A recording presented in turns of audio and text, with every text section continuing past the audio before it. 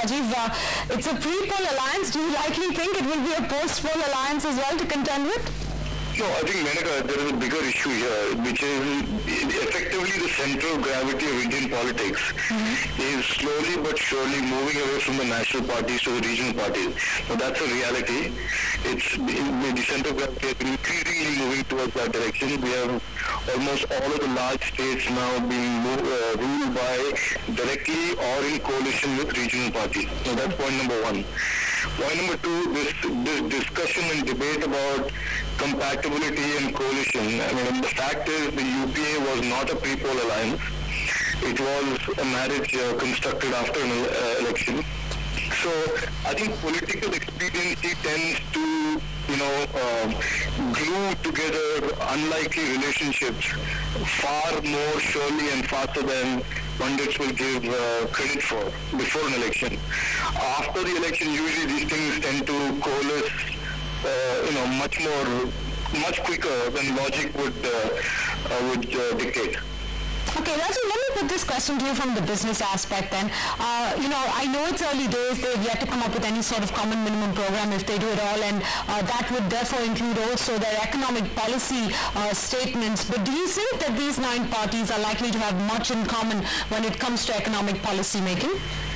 Look, Menaka, the fact is, I think there's something that we're missing here. I mean, for example, the UPA and the left, when they came together in power in 2004, they did not have any common minimum program before election. Sure.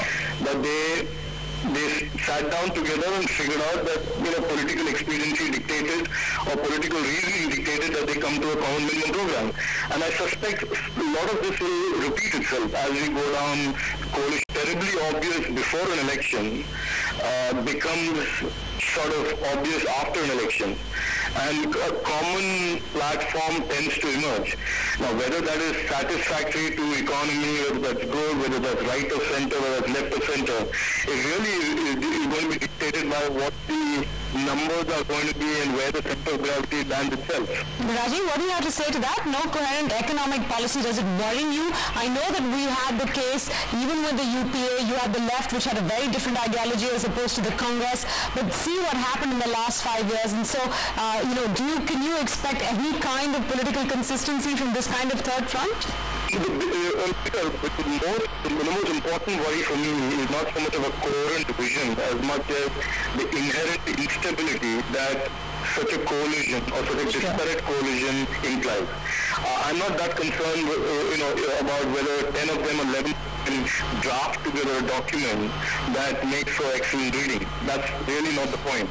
The point is about the inherent political volatility a disparate group of parties like this will represent. And what we don't really want is an Italian-style government which is in power for 1 year and then we have elections every 2 years. That kind of political instability is far more dangerous and damaging to the economy than the lack of some coherent, great inspiring economic vision. And I think those things will play itself out.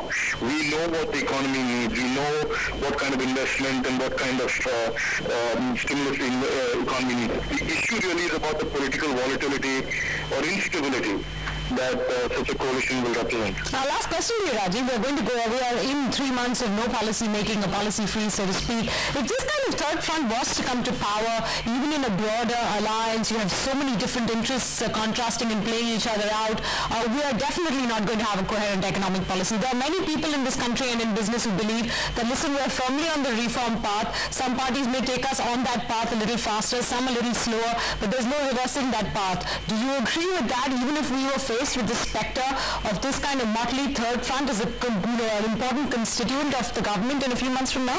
I'll tell you, I kind of agree with what Professor Pai said. I don't think there is going to be a risk of a third front government or a possibility of a third front government. As a constituent of the government. Yeah, but I think the fact is we already have a coalition or coalition politics where parts of or whole of the third front elements are already in play. Sure.